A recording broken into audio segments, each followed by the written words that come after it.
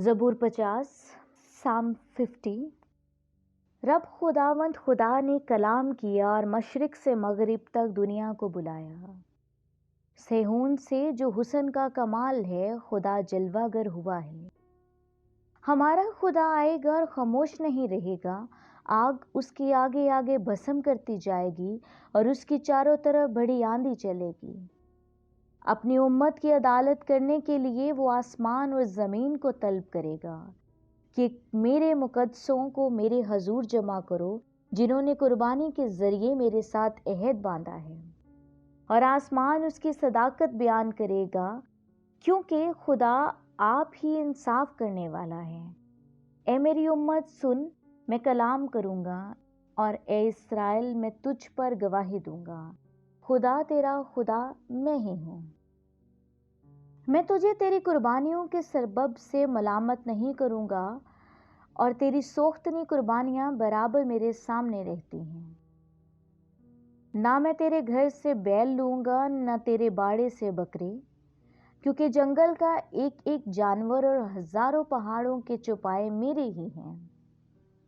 मैं पहाड़ों के सब परिंदों को जानता हूँ और मैदान के दरिंदे मेरे ही हैं। अगर मैं भूखा होता तो तुझसे ना कहता, क्योंकि दुनिया और उसकी मामूरी मेरी ही है।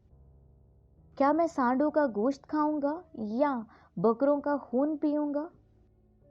खुदा के लिए शुक्रगुजारी की कुर्बानी गुजरान, और हक ताला के लिए अपनी मिन्नतें पूरी कर। और मुसीबत के दिन मुझसे फरियाद कर, मैं तुझे छुड़ाऊंगा और तू मेरी तमजीद करेगा। लेकिन खुदा शरीर से कहता है, तुझे मेरे आइन बयान करने से क्या वास्ता, और तू मेरे अहद को अपनी जुबान पर क्यों लाता है, जबकि तुझे तरबियत से अदावत है और मेरी बातों को पीठ पीछे फेंक देता है। तो चोर को देखकर उससे मिल गया और जानों का शरीक रहा। तेरे मुंह से बदी निकलती है और तेरी जुबान फरेब गढ़ती है। तू बैठा बैठा कर अपने भाई की गीबत करता है और अपनी माँ के बेटे पर तोहमत लगाता है। तूने ये काम किया, मैं खामोश रहा। तूने गुमान किया, मैं बिल्कुल तुझसा नहीं हूँ। लेकिन मैं तुझे मलामत करके इनको तेरी आंखों के सामने तरतीब दूंगा। अब ए खुदा को भूलने वालों, इसे सोच लो।